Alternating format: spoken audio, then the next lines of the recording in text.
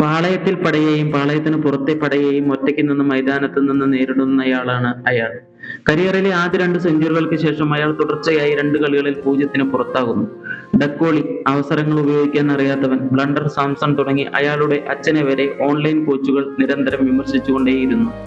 സ്വന്തം മകന് വേണ്ടി ഡൽഹി പോലീസിൽ നിന്ന് നല്ല കാലത്ത് വോളണ്ടറി റിട്ടയർമെന്റ് എടുത്ത് കേരളത്തിൽ വന്ന മകന്റെ കൂടെ കഠിനാധ്വാനം ചെയ്ത് തുടങ്ങിയ ആളാണ് അദ്ദേഹം.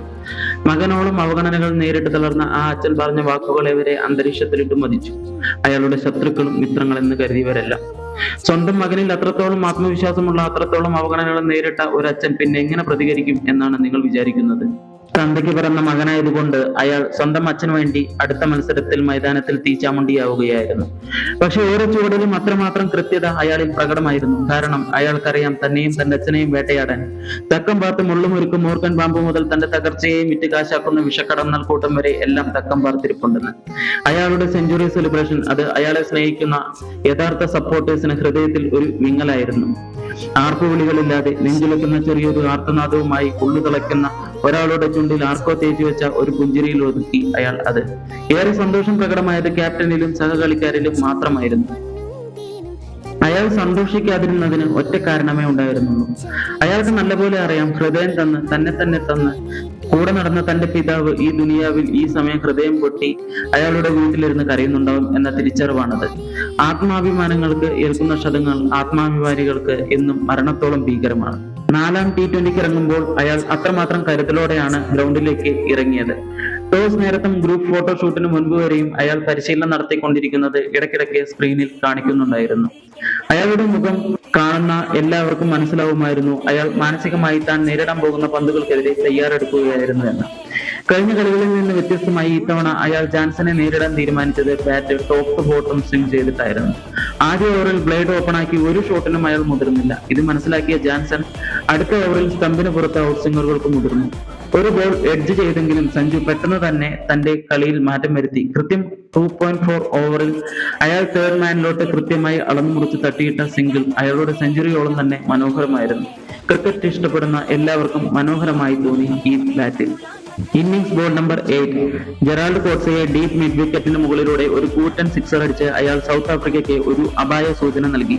വരാനിരുന്ന കൊടുങ്കാറ്റിനെ തളയ്ക്കാൻ ലോകത്ത് ഒരു ബോളർക്കും സാധിക്കില്ലെന്ന് അയാളുടെ കളി കണ്ടവർക്ക് അറിയാമായിരുന്നു. അയാളുടെ 20കളിൽ അയാൾ ലോകത്തെ ഏറ്റവും മികച്ച T20 ബോളറായ ലസിത് മലിംഗയെ ഇതുപോലൊരു സിക്സർ പായിക്കുന്നത് നമ്മൾ കണ്ടു നിന്നിട്ടുണ്ട്. അത് കണ്ട് അമ്പരന്ന് നിൽക്കുന്ന ഷെയ്ൻ വാട്സനെ ഇന്നും ഇന്നലെ എന്ന പോലെ ഓർക്കുന്നു.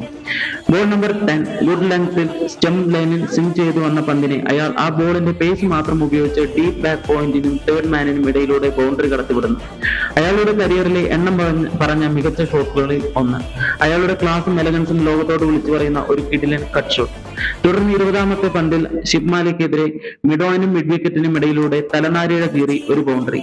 പിന്നെ തുടരെ ബൗണ്ടറികളും സിക്സറുകളുമായി അയാൾ മുന്നോട്ട് കുതിച്ചു.